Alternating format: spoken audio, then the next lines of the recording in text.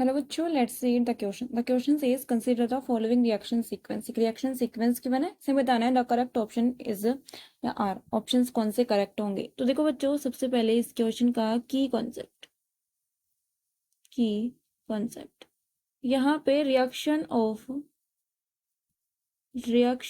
Of nitrogen atom containing aromatic compound की कराई गई है.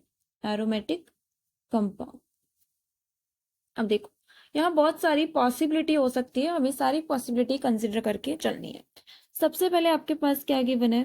सबसे पहले आपके पास गिवन है ये बेंजीन रिंग, इस पे NO2 ग्रुप और यहाँ पे इसकी पैरा पोजीशन पे CH3. अगर आप ऑप्शंस देखोगे तो फर्स्ट ऑप्शन में आपके पास क्या है, H2 in presence of PD ethanol. ये जो आपके पास H2 PD इथेनॉल जो होता है ये एक रिडक्शन करने का काम करता है, NO2 को NH2 में कन्वर्ट करता है. सेकेंड बात, similar reaction SN in presence of HCl होती है और यहाँ पे NO2 आपके पास किस में कन्वर्ट हो जाता है, NH2 ग्रुप में. अमाइंस का फॉर्मेशन हो चुका है. ठीक है. अगर इसी तरह हम और आगे बढ़ते हैं तो ये बन गया हमारे पास क्या, Q बन गया.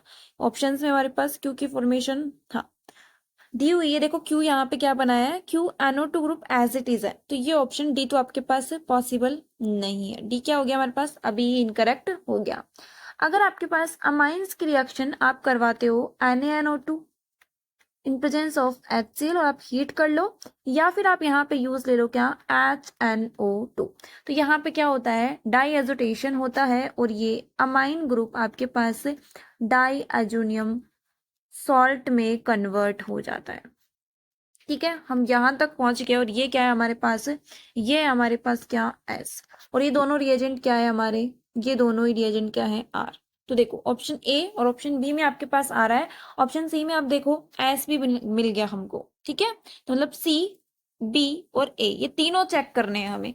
तो देखो अब ये आपके पास जो डाईएजोनियम सोल्ट है इसको हम आगे ड्रॉ करते हैं. ये बन गया हमारे पास क्या, डाईएजोनियम सोल्ट. ठीक है, तो ये क्या बन गया हमारा, diazonium salt, that is S. S की रिएक्शन करवानी है हमें और इस एस की रिएक्शन करवानी है. देखो एस की रिएक्शन करवानी है किससे, वाटर से, H2O से. जब आप डाईएजोनियम सोल्ट की रिएक्शन वाटर से कराते हो तो यहाँ पे आपके पास क्या देखने को मिलेगा, अल्कोहल ग्रुप आ जाएगा. तो ये फिनॉल डेरिवेटिव बन चुका है. बट अगर आप इस तरफ जाते हो, ये तो बन गया आपका क्या, ये बन गया आपके पास क्या, टी. ठीक है, तो ये बन गया आपके पास क्या, टी.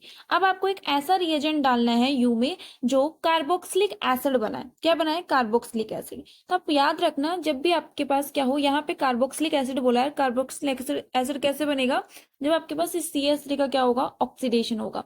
बेंजाइलिक आपके पास कार्बन है, अगर उसके ऊपर हाइड्रोजन है तो इन प्रेजेंस ऑफ KMnO4 हम क्या कर लेते हैं, वहां पे ऑक्सीडेशन करवा लेते हैं.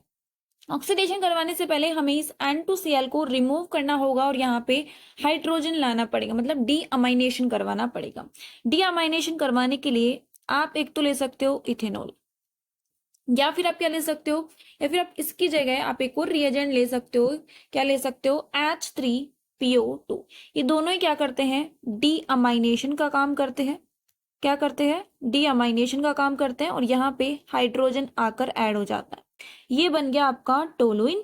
और इस टोलुइन की रिएक्शन आप KMnO4 के प्रेजेंस में करा लो, KOH बेसिक मीडिया, और हीट कर लो. तो यहाँ पे क्या हो जाएगा, ऑक्सीडेशन हो जाएगा और आपको क्या देखने को मिलेगा, बेंजोइक एसिड.